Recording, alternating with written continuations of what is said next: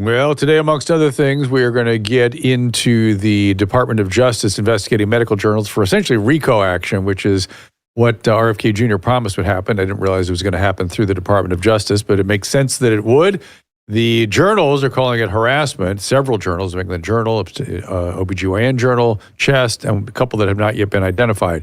Great guest today, Dr. Yogendra, who's been doing research on long COVID and long vax. He's finally got his stuff published. He's going to talk about his frustration with doing so. And then in studio, we are in Elijah Schaffer's studio, and he joins me today. He's a journalist for the Gateway Pundit, host of Slightly Offensive on Censored, as well as Almost Serious on Rift TV. He is a presenter on Vigilant News Network, and he's known for having filmed the Kyle Rittenhouse shooting and being inside the Capitol on January 6th. Let's get to these guys. Our laws, as it pertains to substances, are draconian and bizarre. The psychopaths start this way. He was an alcoholic because of social media and pornography, PTSD, love addiction, fentanyl and heroin. Ridiculous. I'm a doctor, for sake. Where the hell do you think I learned that? I'm just saying, you go to treatment before you kill people. I am a clinician. I observe things about these chemicals. Let's just deal with what's real. We used to get these calls on Loveline all the time. Educate adolescents and to prevent and to treat. If you have trouble you can't stop and you want help stop it, I can help. I got a lot to say. I got a lot more to say.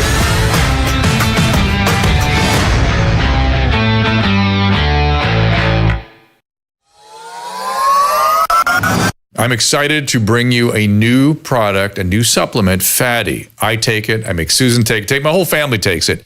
This comes out of, believe it or not, dolphin research. The Navy maintains a fleet of dolphins, and a brilliant veterinarian recognized that these dolphins sometimes developed a syndrome identical to our Alzheimer's disease. Those dolphins were deficient in a particular fatty acid. She replaced the fatty acid, and they didn't get the Alzheimer's. Humans have the same issue, and we are more deficient in this particular fatty acid than ever before. And a simple replacement of this fatty acid called C15 will help us prevent these syndromes. It's published in a recent journal called Metabolites. It's a new nutritional C15, pentadecanoic acid it's called. The deficiency that we are developing for C15 creates something called the cellular fragility syndrome. This is the first nutritional deficiency syndrome to be discovered in 75 years and may be affecting us in many ways, and as many as 1 in 3 of us. This is an important breakthrough. Take advantage of it. Go to fatty15.com/Dr. Drew to receive 15% off a 90-day starter kit subscription, or use code Dr. Drew at checkout for that 15% off, or just go to our website, drdrew.com/fatty15. And the benefits of fatty keep coming in. There's some new data that shows, again, protective effects against dementing illness, increase in monoamine oxidase B inhibition, which improves sort of dopamine distribution, as well as an inhibition of something in the endocannabinoid system. I'm going to put some more stuff on social media about that. We are lucky enough to be in Elijah Schaffer's studio. Thank you, sir, for letting us crash here, as we often do when we're in Florida. Thank you. I know. We had to clean up the party real fast. It's kind of getting out of hand. Well, there was a famous episode here last time we were here where I dumped Coca-Cola all over their soundboard, which I'm so shocked that he's letting me come back. But here we are. That was the excuse we told you guys. You can follow Elijah on X at Elijah Schaffer, SCHAFFER. And just as a sketch, tell people about how you got into the public view and what the consequences were for that. Yeah. Just quickly. I don't get too into it. We got a lot to talk about today. Yeah, I'll just say that. I was a journalist embedded in covering extremism, both in the left and the right, during the Year of Love and of Peace, 2020. And unfortunately, filmed quite a few people get murdered, including the people who got murdered from Kyle Rittenhouse, or as you know, in self-defense, as it was a verdict, and also ended up at the Capitol on January 6th inside of Nancy Pelosi's office. It's not legally, but luckily for me, Trump won. So my investigation officially got closed. I had a press credential, right, with the Sergeant of Arms there. So I wasn't technically breaking laws, but I'm just grateful to be alive and well and glad that we all know the truth.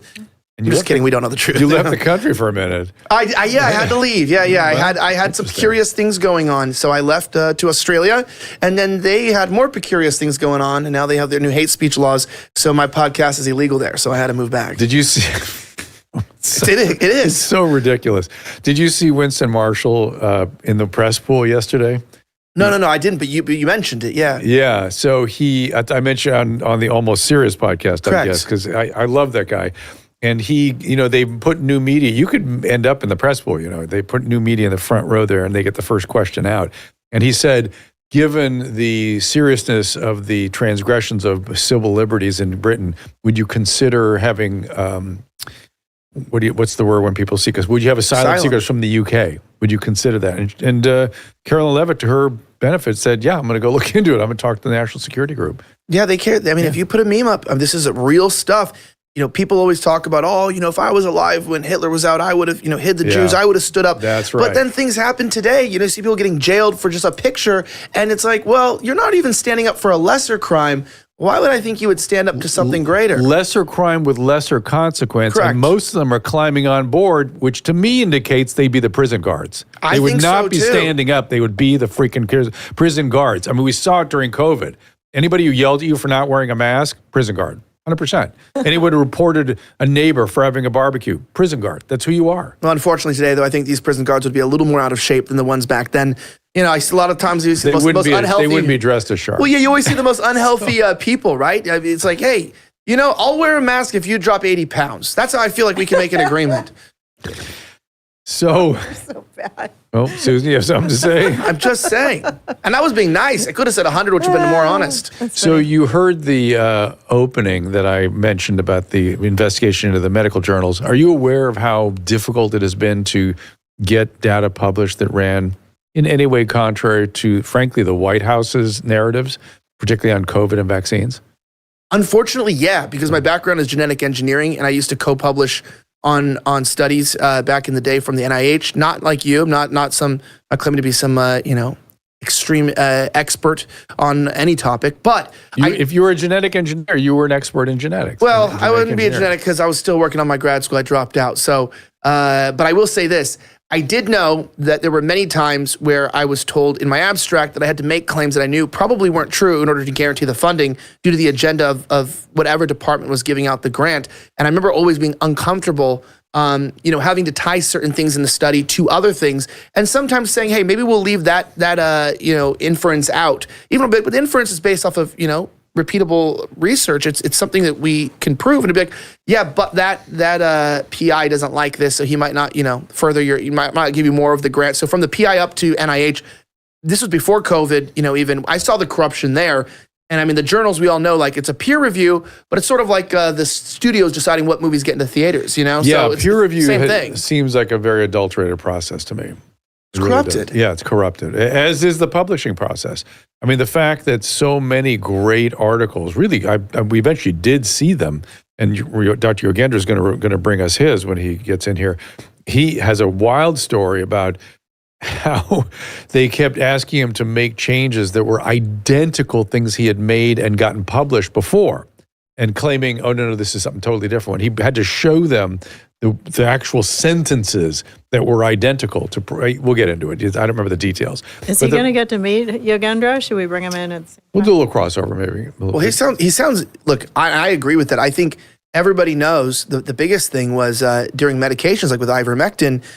That is a very common medication, and at a certain point, that could get you kicked off of YouTube, off the internet. Oh, we got there. Talking about that, and you go, it's so strange to me. Doctors talking about a medication. Whoop. YouTube jail. Yeah, that's what I was gonna say. It's like you would see. I think when I first saw like Dr. McCullough, it was like a highly published cardiologist, maybe one of the utmost respected experts in his field, having papers not published by critical journals because he was disagreeing with the science. And I go, okay, this isn't a marriage. Yeah. It's not like one person gets to pretend to be right. There's either truth or there's not. Well, so explain about the science. There is no such thing as the science. There's the scientific method, right? What is your understanding of the scientific method? Let me see if you have the same understanding that I do. Yeah, well, what we work with in the actual physical sciences is we say, okay, this is more of approach or a method. The physical, biological Correct, sciences, is that we are going to take something, variables, we will manipulate them, we will record the data after observing it, and then we will make inferences, which some people say it's not part of the method. And then if it can be duplicated or repeated, then over time we could change it from just being a hypothesis to perhaps a theory. A theory. And so, it's but very you had to you first have a hypothesis. Yeah. Then you have an experiment, and that's the manipulation part. And then you have a statistical analysis, and then you repeat it. Correct. That's easy. it. That's it. That's the scientific method. It's not complicated. A It's fourth delicate, grader can pick it up. But it's delicate. It's a delicate procedure. As soon as you F with it in any way, it's no longer the scientific method. I mean, it has not changed since Francis Bacon came up with it, right? And if you're doing something else, it's not science. I mean, you can do data analysis, you do all kinds of things, right? And those are useful and important. That's not the scientific method. And the science does not exist. It was social science. That's what I always tell people. It was just pop culture social science. You know, it was an actor told. I thought this was funny. You know, I remember arguing with YouTube when they removed a video of mine when the vaccines were rolling out, and I made a claim that turned out to be true. That you're on YouTube, so I don't even want to say it. But well, go ahead. They've been a little better lately. Well, I was saying ever since they went and hat in hand to try to make nice with the administration. Because I was saying this is more like a genetic therapy or like a gene therapy. Yeah, I was saying this comes across from what I was reading from what it was when it was first getting rolled out. I go this is sort of something that you might want to give to someone in desperation. Yes. Who's suffering with cancer. Yeah. I know we've talked That's about what it was these designed things. for. It was designed for cancer. And by the way, I was very enthusiastic about it for cancer. Well, as anybody is, when you're as my mom died from cancer, when she's dying, when you hear that there's that has a 90% kill rate, but she's got a 100% chance of dying. Yes. Having that 10% sounds like a good idea. But when you're a healthy 21-year-old guy or a 14-year-old girl, and they're telling you need to take something, any bit of risk is something that you have to greatly think over and think through before you want to introduce that into your life. Well, on Almost Serious yesterday, I was telling you, it made me an absolute maniac about bodily autonomy, bodily freedom, and freedom of speech. What was the abortion people? I can't understand. My body, my choice. I know, I can't understand it. And there was so much insanity. So weird. So weird. And then a couple years later, when Roe v. Wade was pushed out, we got back to the my body, my choice. Yeah. So we took a break. We took a break from the flu. We took a break from RSV. We took a break from logic. And then everyone just sits here and goes, "Oh, come on, man. Don't be like that weird uncle at dinner that, wants to be racist or whatever." You're like, no, I'm not just complaining about minorities or something. You guys persecuted us, and I have it on video. And we all have it on video, and we have the documentation from professionals on this was a universal persecution. This is like, should we stop talking about the Holocaust? Do we stop talking about things because years have gone by? I thought we were supposed to learn from history. Where's the COVID museum? That's what I want to know. When do we get our... Ooh, I like that. When do we get a museum documenting the crimes of what they did to humanity? That's interesting to me. That is interesting to me, too. I'd like to contribute. I would, too. But, back to history. So we have these really weird claims that Elon Musk, when he went like this, my heart, here's my heart, was somehow making a Hitlerian Nazi salute. It was a Roman. He's by the throwing way, a Roman, right? That's what they call it. Kids call it that. But let's go back to history. Do you think for a second the Nazis hid their salutes? Did they low key their salutes? Right? They were hugely quite about. And by the way, they were quite deliberate in making these gestures. They weren't afraid of the swastika. They weren't subtle in doing it. Correct. And I've met Nazis over the years. Most of them are in prison, and they're just sort of pathological sociopaths and things. They put swastikas on their foreheads. They're very sick people. They also will be very clear about their gestures and things. They get their ass kicked in prison, and maybe some of it settles down then. But it's not something you do on the DL if you're a Nazi, right? If you're a Nazi, that's a thing. How do these people get away with calling people Nazis who are clearly not, have never... I don't understand. Why don't you just call them a Martian, right? And you're just hiding. You're hiding some aspect of yourself that should be obvious, like you're a Republican or you're a Democrat or whatever. No, they're hiding this. They really mean it. We can read their minds. This is bizarre to me that people are buying that. It's Bolshevik propaganda. Well, it is. Well, it's Hitler. Goebbels used that kind of thing. They called it the big lie, right? They make a big lie. Then they repeat it and they repeat it and they repeat it until people start to think it must be real. Well, but that's what people have to realize. Just because, militarily, the Soviet Union, per se, you say, oh, the America won World War II. technically the Soviet Union won World War II. The communists won World War II. You mean they defeated the Nazis Technically, in the field? that's what I'm saying. Field, yeah. But you have to realize that, when you take down one giant, we still had the Soviet Union. We still have communism. And they were infiltrating the United States before World War II. They've been infiltrating the United States after. And, part of their KGB playbook was, as you bring this disassociation in society, anybody who wants to bring order back, right? We're not even talking about bringing racism, discrimination, anti-Semitism.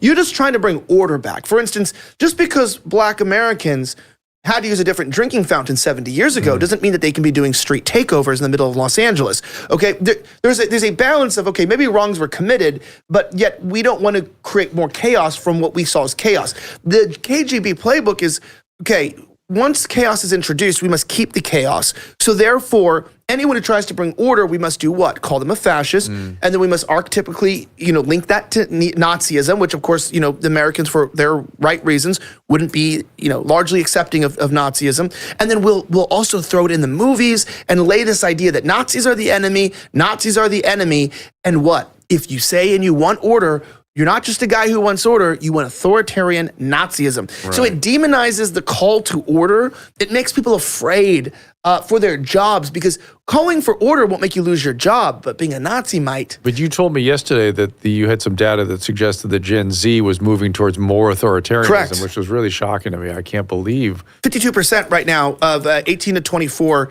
are believe that some form of authoritarianism might be the solution out of the housing and the cost of living crisis.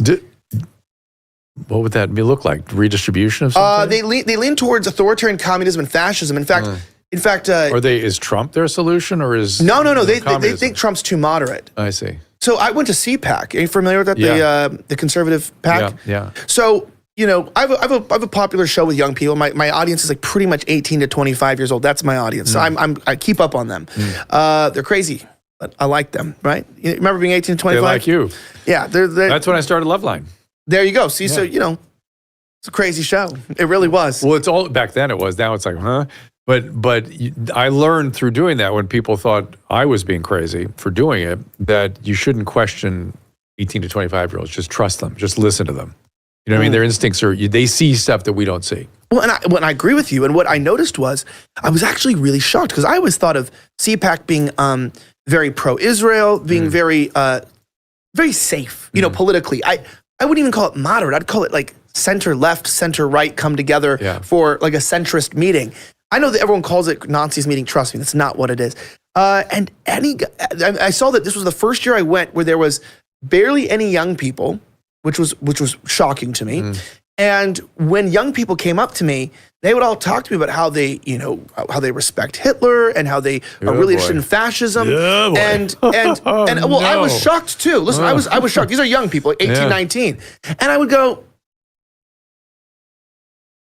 why? That's why? Like why? And they would come up to me like, aren't you into that too? Like, no, but I was gonna say, so you fall into the trap too. Just because I want order doesn't mean that I'm trying to go back to, the Third Reich. but I realized that what's happened is I talked to a lot of them, rather than judging them, rather than saying, you're just a bunch of Nazis or this, because they were brown, by the way. This is what scary to me. These were diverse people. These were Black kids and Asian kids and Hispanic kids, and you're going, and I'm kind of crass at that. I'm like, how are you a brown Nazi? Like, the real question. I don't think Hitler would be very proud of you. He would be very disappointed to find out that Nazis are diverse now. It reminds me of some of the UK authorities, local authorities, who are gay and brought in Muslim Islam. Extremism. Yeah. Okay, that's the same question. But I asked them, and what I got from a lot of them is they feel pushed up against the wall.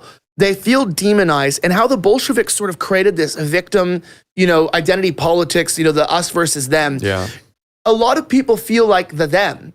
So even if you're like a Hispanic boy, so dangerous. But you're straight, it's right? dangerous. You feel like you're in the them. So then it's sort of like this. They're not really Nazis. Okay, so this is how history works, right? We're seeing history evolve. First, we saw a mass formation, which is part of it. By the way, I read a book recently about early, like 1930s in Germany, through the eyes of the American ambassador. And the word hysteria came up several times in terms of the Nazi movement. And I thought, oh, yeah, it was a mass formation. And we have to be really careful, these mass formations. And and so was the Russian Revolution, kind of a mass formation. And then there's a reaction against it. People go the other way. That's also a mass formation. So you have to be really careful about these disconnected. They're not rational. Do you think so what do you think that is? Only because I was shocked, right? I'm always shocked when I'm like, yeah, some guy in prison with a swastika on his forehead. Okay, some bald white guy. I get it. Yeah. You know, maybe you grew up in the hood. There's gang wars, something. racial stuff happens.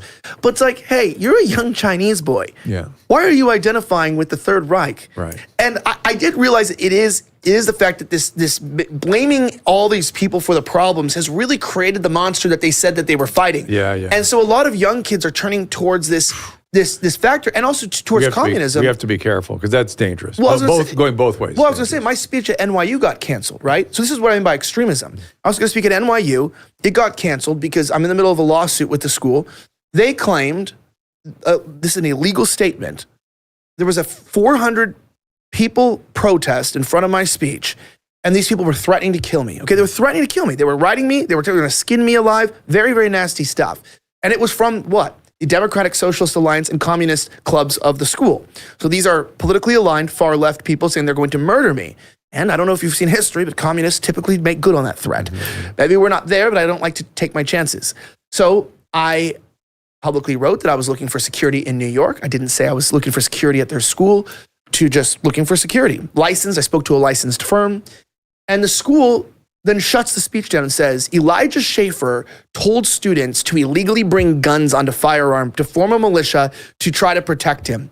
So out of the safety for our students, we cannot have violence. We've reported him to the police. And the police call me like, yeah, you never said anything like that. You should definitely probably sue them. My point is that, you know, Oh my God. we have gotten into this position where it's been going on for a long time. People think woke is dead. I want to remind people that. It's like, oh, woke is dead. Trump's in office.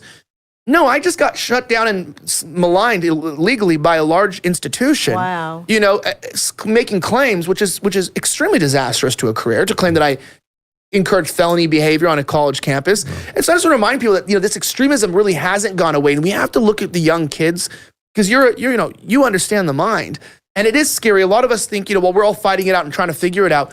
What are the young kids thinking, and what are they doing? And I don't think anyone's really trying to tap into that. You're absolutely spot on to pay attention and to try to put your finger on it. Any theories about the Virginia Giuffre? Is that how you pronounce her name? Giuffre? The Epstein, what should we call her? Epstein victim? Yeah. And she died suddenly. In Australia. Did she die in Australia? Western Australia. Which is weird. Furthest away from civil. If I wanted to hide from killers, I would be in Western Australia. It's hard to get to even from Australia. Yeah. So it's like, to people that don't understand the geography, it's about, from where we're at, about a 24-hour trip to get to Eastern Australia, another 6 to 8 hour trip to get to Western Australia. So you're talking about, plus it's 17 hours ahead. You're talking about like a 4-day journey to get there from the United States. If I wanted to hide from people in America, that's where I would go. Had she been there for a while? Do we know? And behaving as though she was hiding from something. I just say coincidences I've learned in the media industry, they do not really exist as often as people like to think. And we often comfort ourselves to believe they do.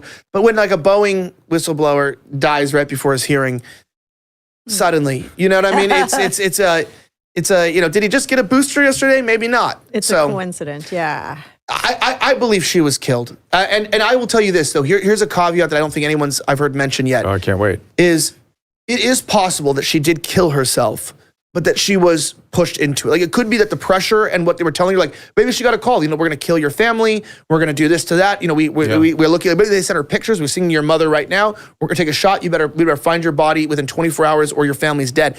That does happen too. So sometimes with suicides, there is a pressure campaign that does drive people to insanity. Also, don't forget, sometimes the trauma of this could naturally lead someone to kill themselves. But I don't know, because, you know, another one just said she wasn't suicidal. You saw that? One of the victims had to come out and say that. Yeah. Very weird. What do you think? I don't feel like I have enough information, because you're right there. I'm not tuned into this story the way you are, obviously. And just what you just said, it would never have occurred to me. Like, first, when you describe this pressure campaign, first thing I think is, who would do that? Like, who and why? That's the part that... Lawyers of the trust, perhaps. The trust? Perhaps, well, because I'm sure his money is offshore. I'm sure Epstein's stuff, assets were not fully seized. I'm sure there's an entire campaign. From my understanding, this was, you know, it's an intelligence operation from the evidence I've seen.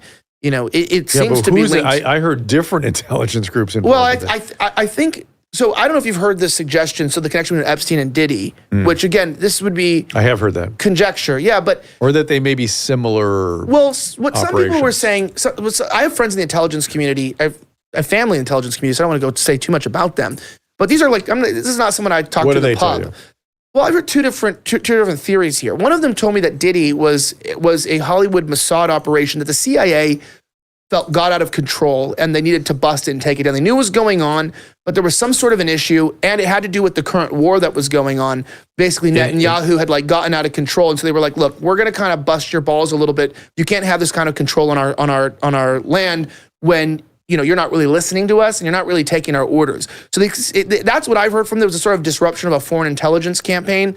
But, on the other hand, some people were saying, yeah, but the CIA has been involved in it, that it has been the piece because a lot of these You're talking campaigns. about Diddy now, or both. Yeah, Epstein Diddy. and Well, Diddy. I'll go back to Diddy, that the CIA is involved because, part of the reason the CIA will push some of these campaigns, right? I mean, even look at COVID. How do you get all these celebrities on board with pushing vaccines and stuff? Some of them did get paid. So there is an arbitrary, they're cheap sluts as they call them on my show. They whore themselves out for money, and that's some people. But other people are somewhat a little bit more educated, maybe a little smarter, and they might be internally under control of somebody and I don't believe, by the way, that a lot of these perpetrators who would be perpetrators now, who did take advantage of minors, I don't think they intentionally took advantage of them. I think we all know that. They didn't intentionally, most of them did. They were set up. This was a setup. Yeah. But it doesn't matter. I mean, if you fornicated with a minor, that's obviously called statutory rape, and that's obviously not going to be, that's not be called fornication. So I think that's scary for somebody when you're not a bad person. Maybe you're a little bit promiscuous. Maybe you don't want your wife to find out or whatever like that. That's a different story. You can get divorced, and that's not going to make your life good. But being seen as a, predator, look what happened to, what's his name? What's the guy's name? The actor who went down. They said he went on top of a young boy when he was 14 or whatever. What's his name? The guy from the West Wing, not the West Wing. Yeah. Westworld, right? No, what's his name? The guy from the President show. House of Cards. Yes, House of Cards. Yeah. And I can see him as clear as day, and I don't know why I can't remember his name. Kevin Me neither, Spacey. Great but- actor. It's Kevin Spacey. There you go. But Kevin Spacey went down on allegations of predation, and he's as big as it got. Yeah, that's true. Can you stay about 10 more minutes? Oh yeah, I'm good. Okay, so we're going to introduce take... you. And you adequately paranoid now, Susan? Did Elijah trigger all your paranoid thoughts? There's a lot of information in But that brain. she wasn't listening. Were my Had she- buzzwords had too she bad actually for been- YouTube? actually- Sorry. No, I was listening. I was also batting trolls over on Rumble. We have somebody who just keeps fucking. Okay. I'm batting trolls. It's all good. But what we're going to do is we're going to bring Rob Yogendra in here, who's done that Excellent. research. I want him to tell you his story about how difficult it was to get this paper published. And I'd love to hear I think it. you'd like to hear this. So, It's Elijah, only one troll. I don't know. Do you have I said crazy she wasn't people listening, that say but- shut the fuck up over and over and over and over and over and over? I have probably several hundred people in my chat permanently muted. Yeah, that's what I'm doing. Yeah. They're over here now. I mean, So- I'm for free speech, but It's you your don't get to spirit. co-opt my company. It's the troll spirits. Over Absolutely. Here today. So Dr. Yogendra can be found at covidlonghaulers.com, also on X, Dr. Yostradamus, Y-O-Stradamus. He's a anesthesiologist, public health background. He's been doing some careful research throughout COVID, and he's going to join us about his newest publication after this. The Wellness Company knows that taking charge of your family's healthcare is a top priority, and being rationally ready, and who knows what the future will hold for us. Now TWC has a service to cover your family's medical needs, including and especially prevention. For just $100 a month, the One Wellness Elite membership includes 2 free medical-grade nutraceuticals per month, free prescriptions for over 800 of the most common medications, access to concierge telemedicine, available at a moment's notice, and a 15% discount on all supplements and the emergency kits. 15% off the emergency kits. That's quite a saving. So if you're spending $100 or more on supplements and meds every month, this plan will already save you money. If you sign up for a year, you'll save $200. And when you use the link, drdrew.com/CWC, you'll get 10% off the first payment to the One Wellness Elite membership. Check out One Wellness at drdrew.com/TWC and get 10% off your first payment. drdrew.com/TWC. It's all there. Well, you've heard me praise Paleo Valley's grass-fed finished beef bone broth and the delicious meat sticks.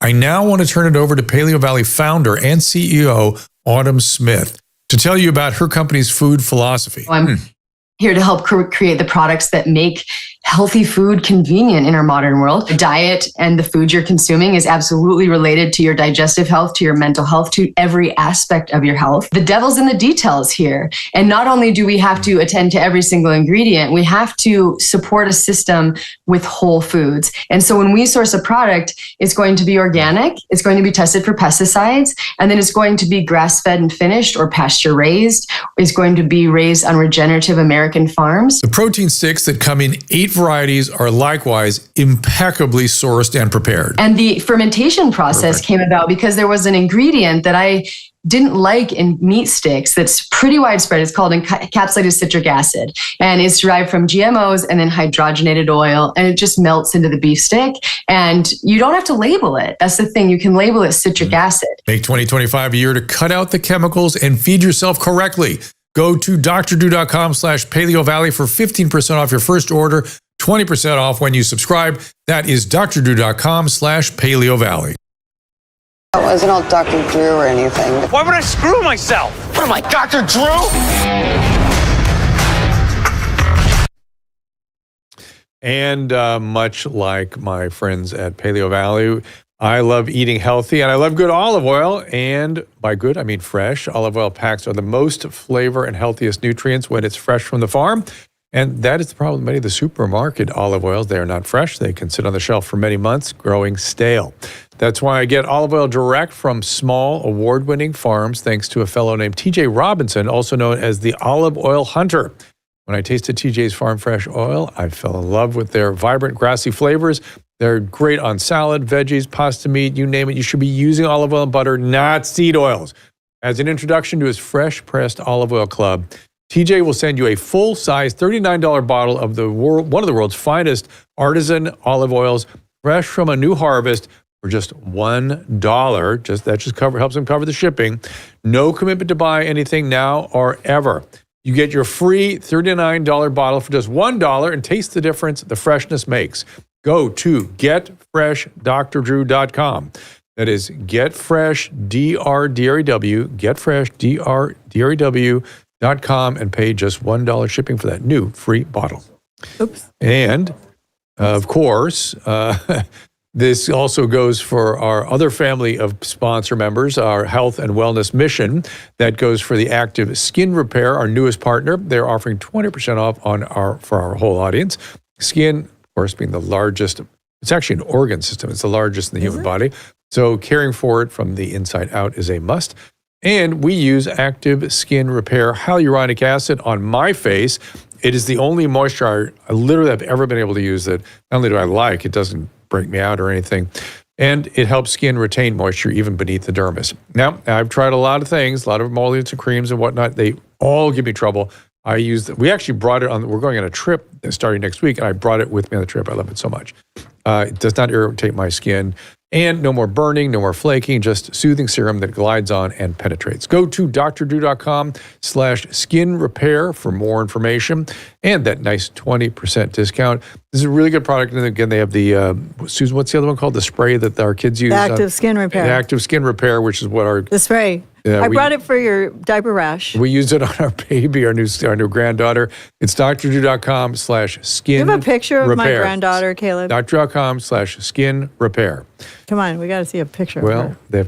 maybe we can see one, perhaps, or She's so maybe cute. Caleb's. I miss her so much. Or maybe Caleb's kids, who also Everybody's use the How got old is she? COVID. 6 months, 5 months? No, she's 4 months, going on 4 months. First grandkid? Yes. Yeah. Congrats, honestly. Wow. Yeah, there's Caleb's in it. Yeah, I miss her already, but everybody in our household's getting COVID, so this should be very interesting. Yes, I think she had it. I think she got it. The grandchild got it. Had some fusty nights for a couple of days, and then my son got sick. They were like, "Oh, we think she's teething." Yeah. I went, Not at 3 or They 4 all got months. a sore throat. Get her 2 shots and a booster right now. I know, right? Right. Intramuscular, just Chop go off her in. arm. Yeah. Like, geez. So let's bring, is Dr. Yogendra available, Caleb? There he is. Ram Yogendra, anesthesiologist, researcher. Thank you so much for joining us. You're here with Elijah Schaffer, who also was officially genetic engineering. Was that you? Yeah. He published under genetic engineering. We were talking a little bit about the recent Department of Justice action and what's starting against various high-profile journals. First, let's start by you telling your tale of woe to get this thing published. Yeah, well, good seeing you, Yogendra, and hi, Susan, and nice meeting you, Elijah. This is about a 4-year ordeal. I'll call it an ordeal because it's been taxing, and you've been there watching it, Drew. So I know you and I have been in contact over the last 4 years about this journey that we've gone with our vaccine paper. Mm-hmm. Started in 2021. Our initial studies were in 2020, looking at post-COVID. Many people call it long COVID or PASC. And then as we were studying that, we started to see people coming in with vaccine complications. Now, initially, we were told that once you get the vaccine, after 7 days, maybe 14 days, you might have some symptoms and that'll go away.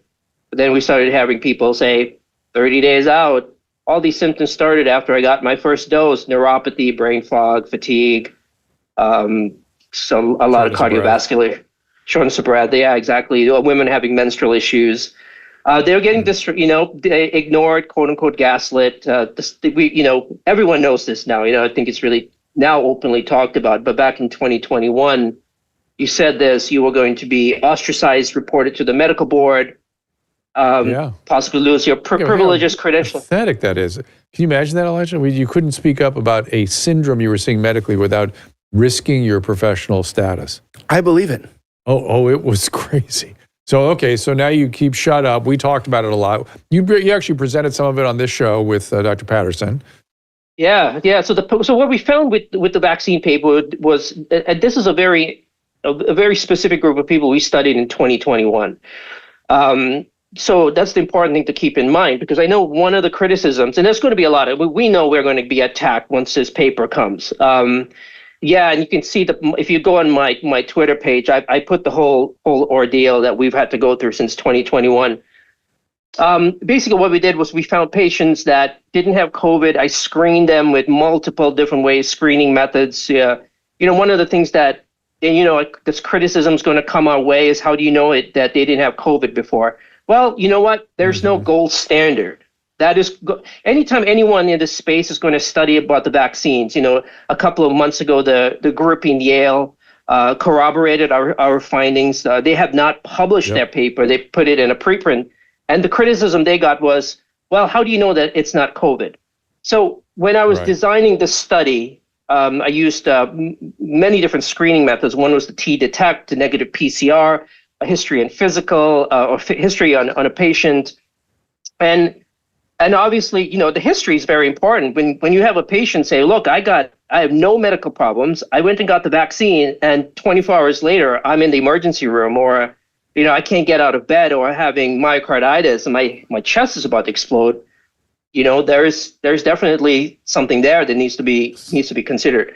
What we did was you got stonewalled at the public. I want Elijah to hear the publication sort of stonewalling you got, and gaslighting. Tell him that part, because he's a scientist who's published as well, and I was saying this was an extra. You'll see how divergent from scientific norms this is. Yeah, so everyone knows if you find some data, they all say, well, get it in the journals, get it in a well-respected, high-impact factor medical journal. So he said, okay, we're not going to post stuff on Twitter or Reddit or wherever people are posting these days. Let's go through the scientific process and the methodology. So in 2021, by the end of 2021, we had actually found an immune signature in post-COVID vaccine syndrome. We also found the spike protein from the vaccine in the monocytes, in the vascular monocytes of these patients. We knew it was the spike protein because we sequenced them. So it wasn't just using flow cytometry, but we sequenced them. And all of this information was on our paper, and it's been in the preprint server since 2021. So none of this is new. When people say the Yale study was was new. It's like, no, we knew this in 2021. Internally in our group, we had doctors in our team who told me, Rob, we should not be studying this. We should not be looking at this in our own group.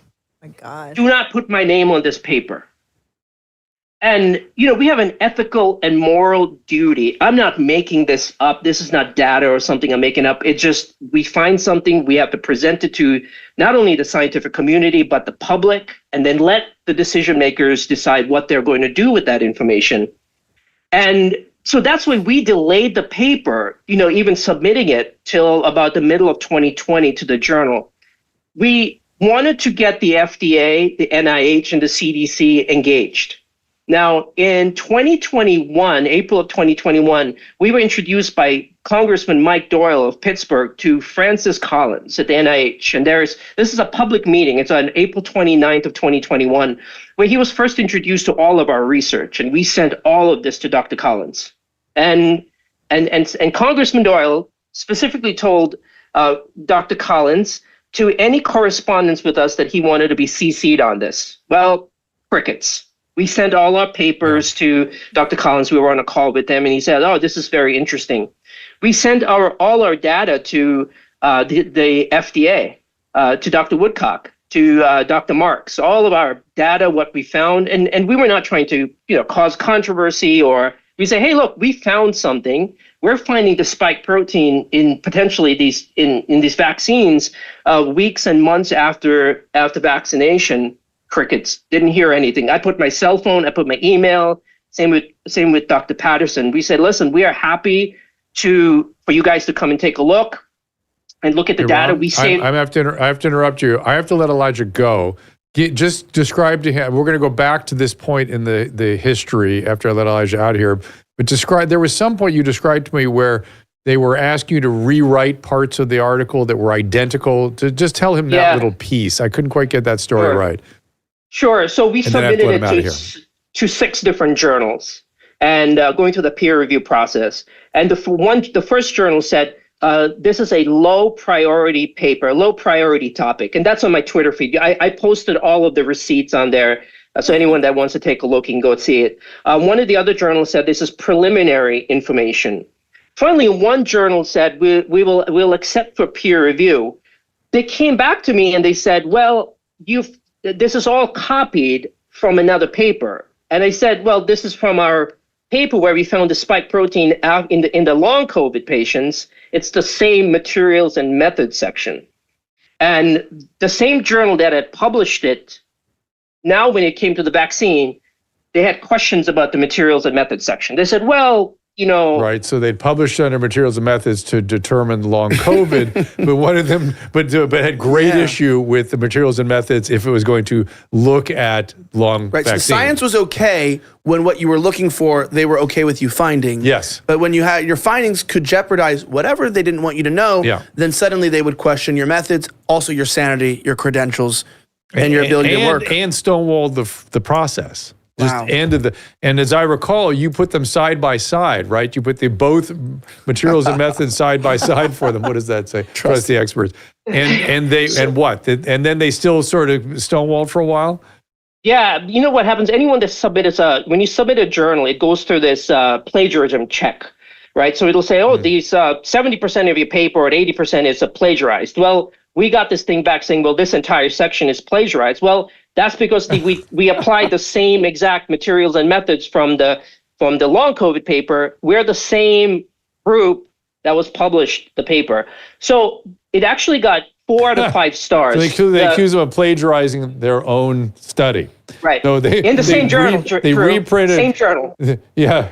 Same journal reprinted their materials and methods, which are just factually a description of the materials and methods. And then that's called the repeating part of science. Yeah. Where it's like, oh yeah, can you duplicate this? Yeah, we duplicated it. Oh, well, don't duplicate it for this reason. You stole it from somebody. Yeah.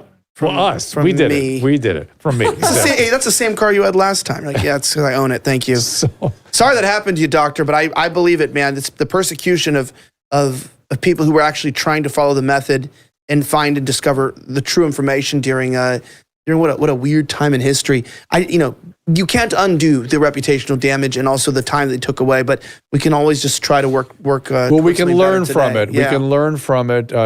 We can, like I said, we can protect bodily freedoms. We can protect and teach the scientific method, which apparently has been undereducated of our physician population, and we can really protect free speech. Amen. And then require these publications to use proper editorial processes and to be ethical in terms of how they print stuff. And that has yet to be worked out. But I'm going to let you go. Doctor, thank you so much. Thank you for being here. Appreciate it. Where can they find the show? Just give them all the details. Yeah. If you want to find all of my shows, you can find it at rifttv.com, RAFTTV.com.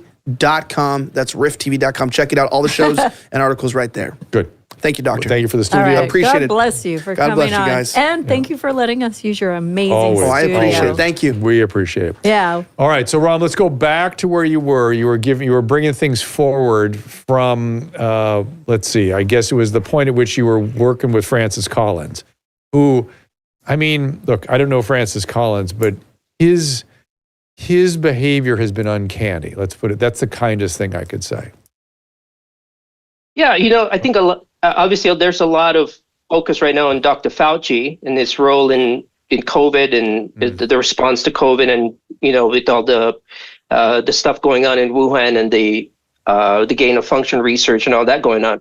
But I think the role of Dr. Collins here should also be scrutinized, and that's coming from a personal experience, because our work was ignored, and I don't know the reason why. Maybe he was busy, or maybe someone can ask him. But this is public information. This was on a congressional hearing, and I posted this on my Twitter page, where Congressman Doyle is literally bringing us up in our research, and we had some correspondence with him, and then afterwards we were ghosted by the letter organizations, by The FDA.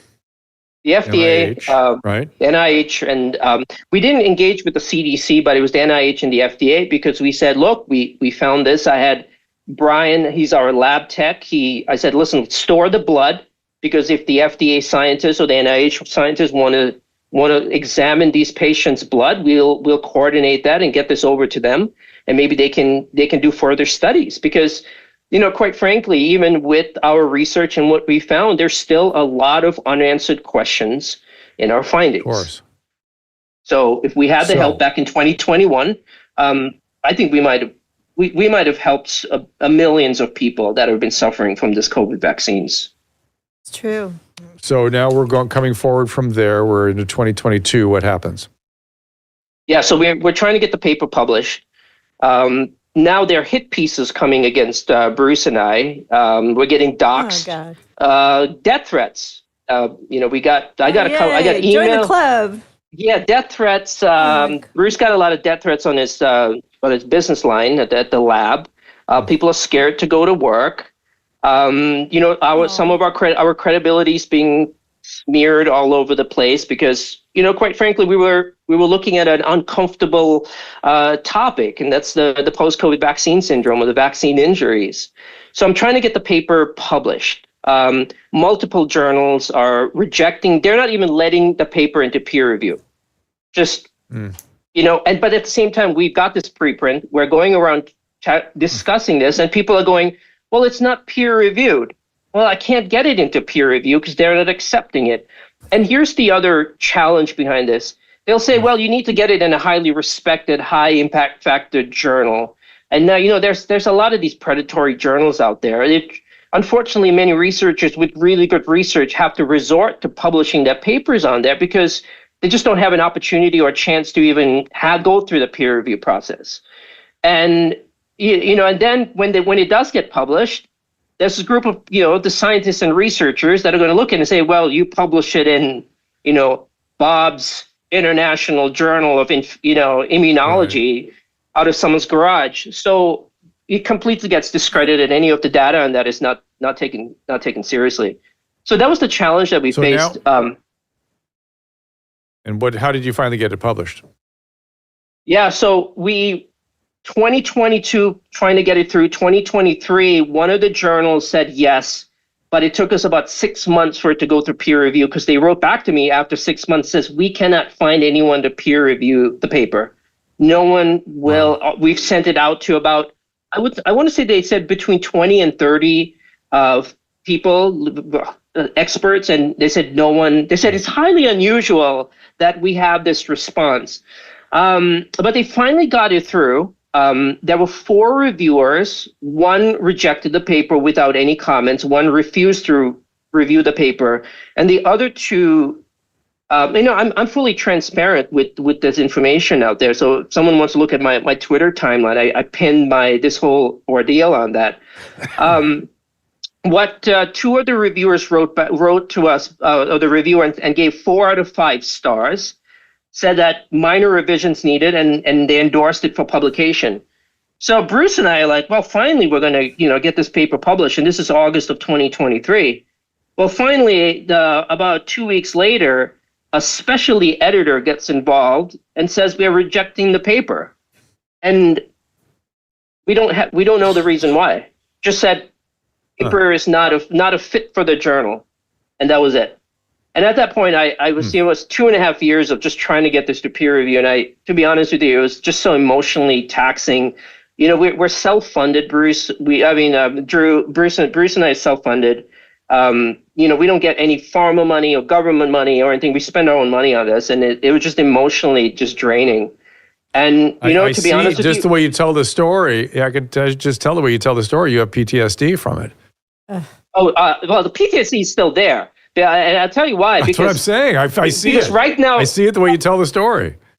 So you know what? And I didn't know if we were going to ever resubmit the paper again. It's about 6 journals we went through this, and when the election happened on November 5th, something inside of me said, you know what? Maybe things are going to change, not just in this country but in the world, and maybe we can have some of these difficult conversations. And exactly a week later, I submitted the paper to a reputable journal, and I said, all right, let's give it a shot. Let's see if the tide has changed. And this was November 12th. Now, I officially submitted the paper back to peer review. 2 months later, the journal wrote back to me saying we are still having a difficulty finding reviewers. They, in fact, here's the funny thing about this. They sent Bruce Patterson an invitation to peer review our own paper. Oh my gosh! Wow. That's how desperate, they just couldn't find a reviewer. But finally we did. We went through the peer review process, and I think it was April 15th, we got notification that the paper had been accepted for the journal. It was a very vigorous peer review process. And it should be. Science is all about questioning. We're not sitting here with cheerleaders with pom-poms and saying, what a great job. It should go through a grueling, rigorous process. The peer review process was about 4 weeks. I made sure with the rest of my team that the data was immaculate, pristine. All the T's were crossed. Yes, because we know, and even to this day, I talk to the rest of my team, we're so scared of this, that someone is going to sabotage his journal. Like Bruce is just on edge. Everyone on that paper is just on edge, even though we know we've gotten accepted. I just confirmed the proofs. I mean, any day now we should have the link to the paper.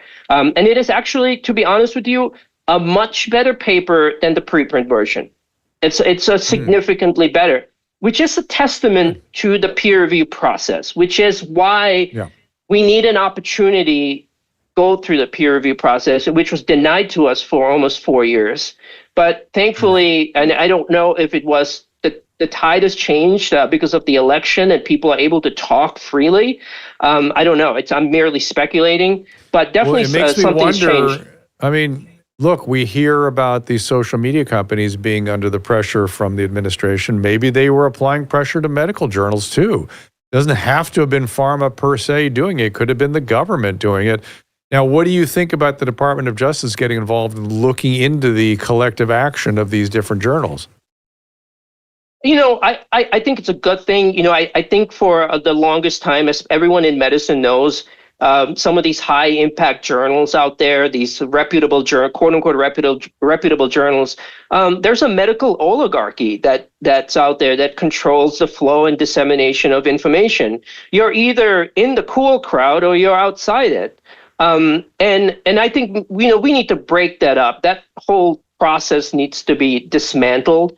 I'm not necessarily sure anything will come out of this DOJ inquiry because, these journals, it's very easy for them to say, well, that paper or that study wasn't up to the standard of the journal. So I think it might be tough. But what we can do is get more transparency moving forward in how these journals are reviewing articles and papers. For example, it can't just come from some of the elite institutions because there are some great researchers, as you know over the years and interviewing other researchers who are not in these big academic centers. They're private investigators.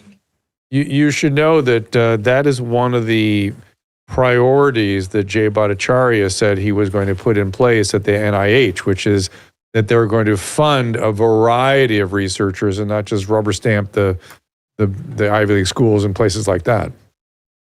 Absolutely. And like I said, it's a medical oligarchy, right? So we would get interviewed by mainstream media, which, by the way, I get Washington Post and New York Times reporters trying to contact me about our research, and I just kind of give them the Elon respond GFY, because what they'll do is they will go and they will interview Bruce and I, get a little quote, and then they'll go to the expert who will then try to discredit us. And turns out most of the experts and these people that crapped on us all had conflicts of interest, whether they were paid by pharma, which if you go to openpayments.gov, you can look and see who's been paid by pharma, or they have some sort of competing interests between a lab or some research that they're trying to do. So, Ram, I won't do print interviews. I will not do print interviews. They distort everything all the time. They're muckrakers. They are not interested in the truth. So sorry, I'm not gonna work with people like that. They're dishonest. They're disgusting, and they should be ashamed of themselves how they behave. What's that, Susan? I'm having like a psychic moment. I'm thinking Fauci. I don't know why, but I'm thinking he got pardoned. So how was he involved? What was the whole thing was being, covered up, or they just couldn't find anybody that was willing to, take the risk of doing something that was going to go against the status quo at the White House or whatever. You know what I mean? No. I mean, that's just me. I don't know what you mean. Okay, so how was Fauci, when you're doing all this stuff, you have to get you have to get people that are willing to take a risk and do the peer review. But maybe once Biden was out and Fauci was pardoned and that administration changed, maybe it just opened up. Well, that's the point. That's what we've been discussing, is that maybe the administration was applying the pressure not just to social media companies, but also to these medical journals, some way that we haven't yet identified. And the whole point about the Department of Justice investigation is to uncover things like that. And let's see if they come up with it. What's next for you guys? What's next on your research docket? Yeah, so we've actually we're doing the FDA has approved our clinical trial with long COVID, which is studying the spike proteins and the vascular monocytes from the COVID infection. We actually have congressional support. From COVID, for long COVID, not long vax, or both? Well, we're gonna do both. So right now, what we're working on is Senator Todd Young has really been a big supporter of us, and he's helping us with Congressman Pete Stauber in Minnesota and Congressman Jeff Crank in Colorado, who are just running up and down the halls of in DC, trying to help us right now, which is incredible. And I know a lot of people saw Senator Young with the RFK confirmation, and he's been really a big advocate for the long COVID community, and which was a testament, because one of the things I want to mention is that there's a whole division and argument about long COVID and long vax, and it's sort of a right wing versus left wing. We've got a lot of support from the GOP side, and I keep telling people this: long COVID is not a left wing liberal disease. No, this is something. Right. You're right. This is something actually GOP. We've gotten more congressional Republican senators and congressmen behind this than, unfortunately, our Democrat side, and shouldn't be political. So we got an FDA-approved clinical study that we're trying to get funding to, and hopefully we've got a couple of leads that Senator Young is working on. Now that this paper with the vaccine, this is for treatment of long COVID. Is this an FDA? Any of the things you guys stuff you've been doing? Some of the, it's a Maravirac, atorvastatin phase 3 FDA approved clinical trial that in 16 weeks, if the trial is successful, we'll have the first approved medication for long COVID. And what I've done, I've actually just finished writing the protocol now that our vaccine paper is published, is a phase 3 clinical trial for post-vaccine post-COVID vaccine syndrome, which we're submitting to the FDA in about a week, and then hopefully get funding to run a different protocol. It's a different protocol. Yep, it's a different protocol. We're going to submit to the FDA. Can you mention what it is? Yeah, again, it's the same thing with it's a Maravirac and a statin combination, but the patient population is going to be different. We're going to look at vaccine injured patients. And then screen them 1 year not having a COVID infection. Here's the thing, Drew, that's difficult about studying the vaccine group right now, because many of them got COVID afterwards. So it sort of muddies up, that the argument could be made as well, is this because of COVID or is this because of the vaccine? So what we're going to do is... You know what, though? Why don't you compare it? Because I think we should be perfectly comfortable saying, okay, the best we can do is vaccine and COVID. Vaccine and COVID is a meaningful population. That's a huge number of people. Let's just call it that, because we couldn't tease out the vaccine part. That's what we're doing. So what we're doing is we're saying if you had a vaccine injury, a documented vaccine injury, regardless of the time period, and you haven't had a COVID infection in the past year, you're enrolled in the study. When the paper comes out, you'll see there are different immune markers with the vaccine group compared to the COVID group. But right now, if you're trying to study this, it's going to be a mix, because people that had vaccine injuries got COVID, and it's a big mishmash of things right now. I remember he actually did when I had long COVID from Alpha and Delta, I had the big VEGF spike that you see with the long COVID. Yeah, so that's the next thing. I think the focus should be, there's a lot of, I think rightfully so, discussions on the COVID, the vaccines and the mandates and all of that's going on. But I think a lot of discussion needs to be made, but we need to have more discussion with running clinical trials and get therapeutics. I've been reading some articles and speculation that we're looking at about maybe 15 to 20 vaccine injured patients in the United States, along with another 20 million or more that have long COVID. So if you take those numbers, you're looking at about 40 million, 50 million Americans that have long COVID or vax injured. We're looking at about 15-20% of the American population. So instead of looking maybe back and trying to point fingers, I'm more focused on looking forward and saying, how can we helping people? Helping, right? How do we help people? And there was some overlap you found with Lyme, is that right? I remember Dr. Patterson was telling me something about that. Can you describe that to us? Yeah, what's really, really interesting, there is, some of these long COVID patients and even the vaccine injured patients, what we're doing is we're actually finding also Lyme in them too. So, we're finding reactivated herpes infections. The Yale study found that, some of these vax injured patients had low CD4 counts. There's some sort of immunosuppression taking place. And with our long COVID patients, we saw CD8 counts that are low. Well, have you seen Pat Soon-Shiong's theory that it's a suppression of natural killer cells that's resulting in some of the spike in cancers?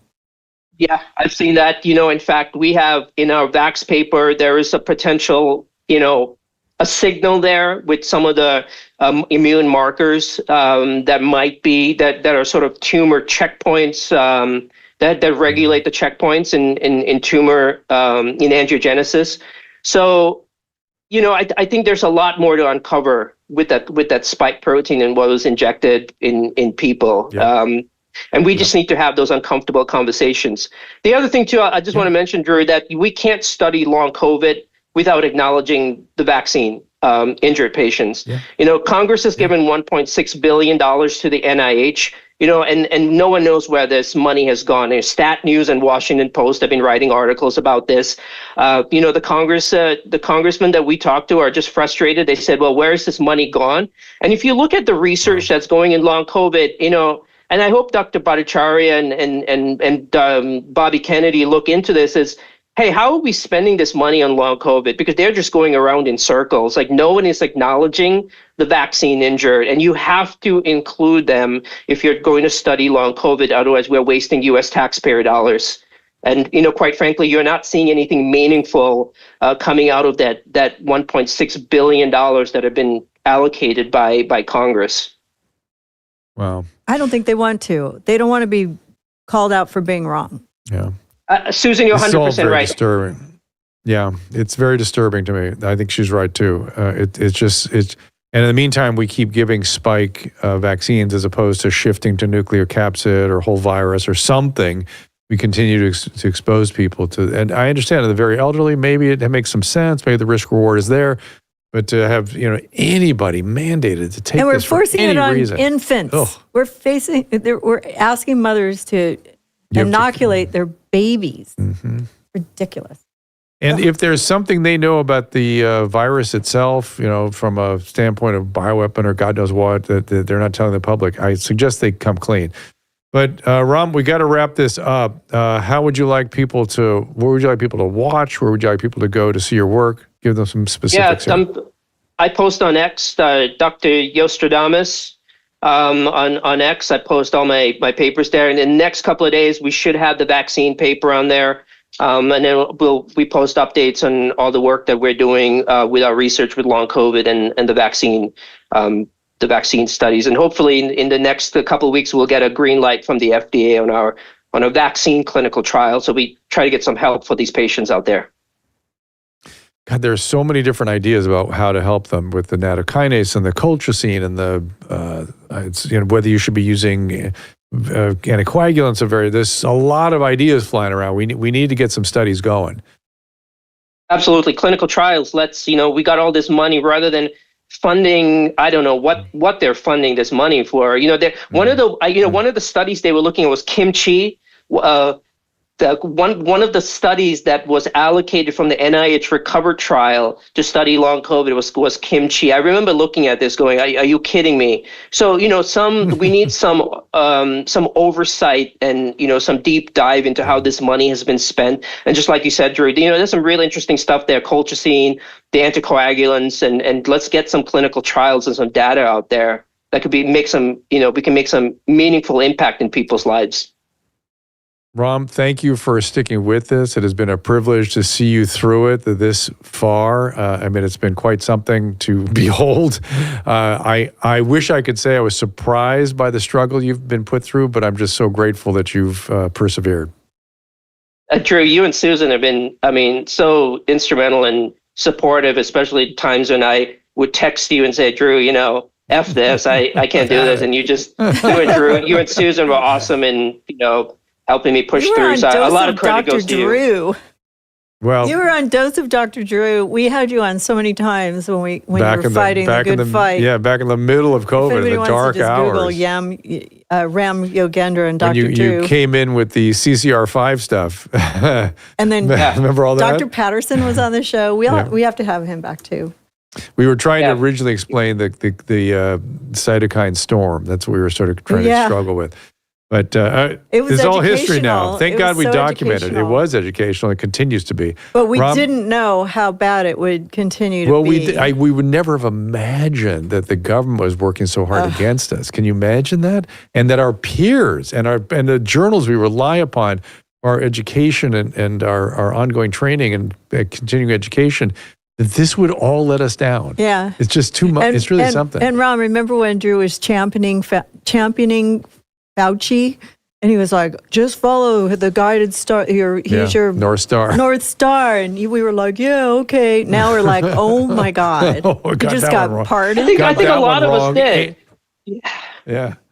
But a lot of us did, Yeah, Drew. You know, it was very we believe disappointing. in our institutions, and then now we're questioning everything, not only from COVID, but what we've been taught in med school and the last several decades.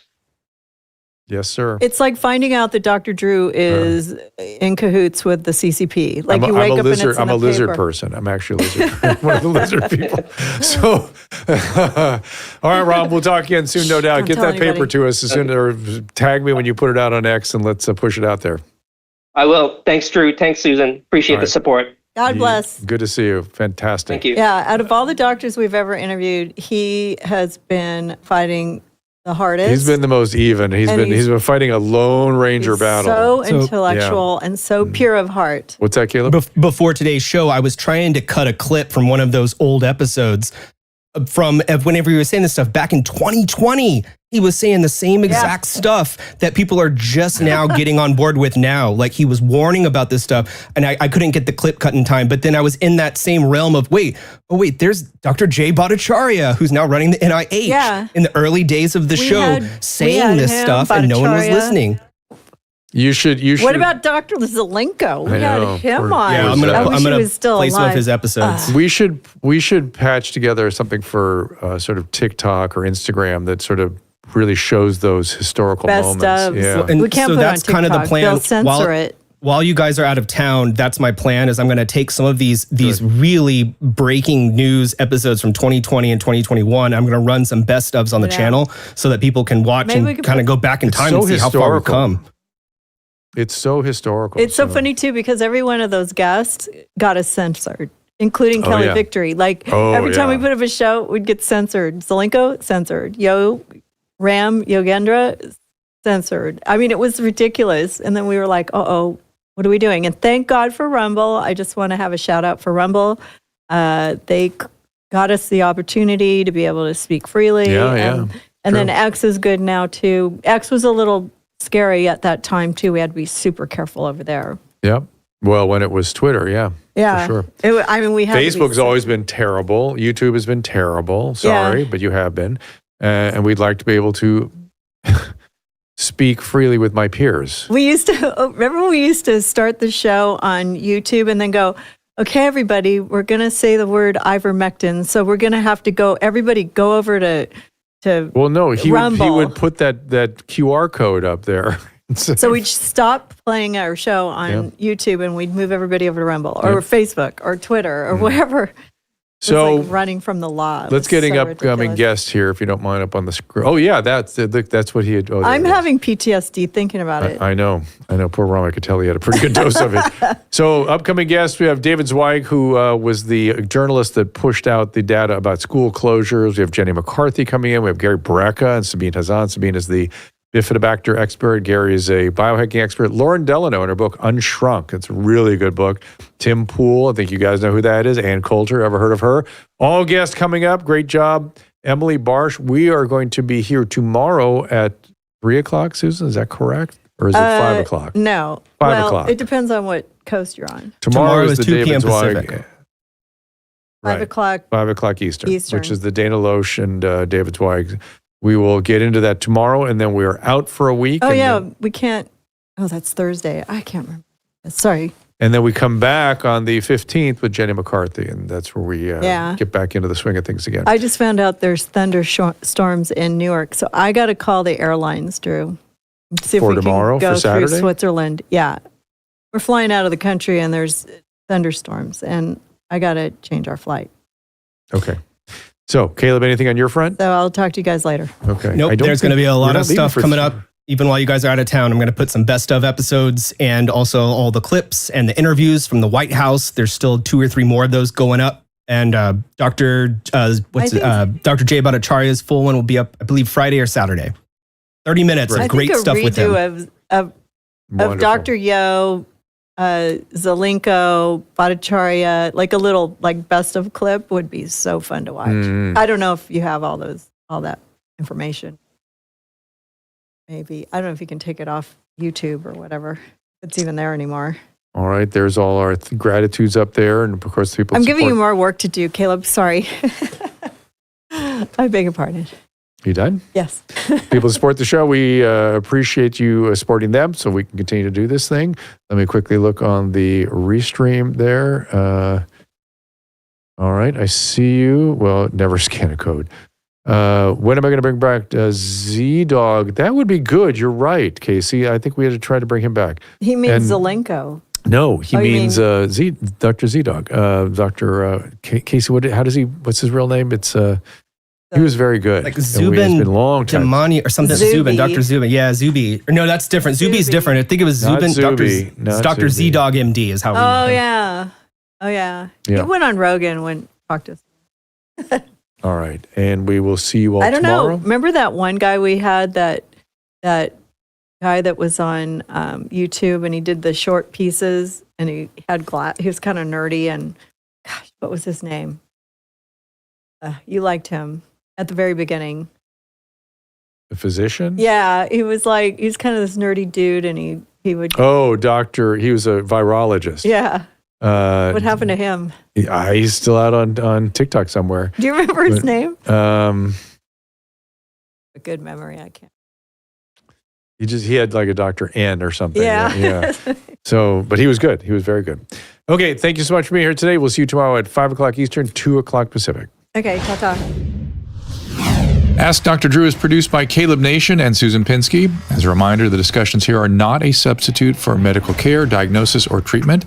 This show is intended for educational and informational purposes only. I am a licensed physician, but I am not a replacement for your personal doctor, and I am not practicing medicine here. Always remember that our understanding of medicine and science is constantly evolving. Though my opinion is based on the information that is available to me today, some of the contents of this show could be outdated in the future. Be sure to check with trusted resources in case any of the information has been updated since this was published.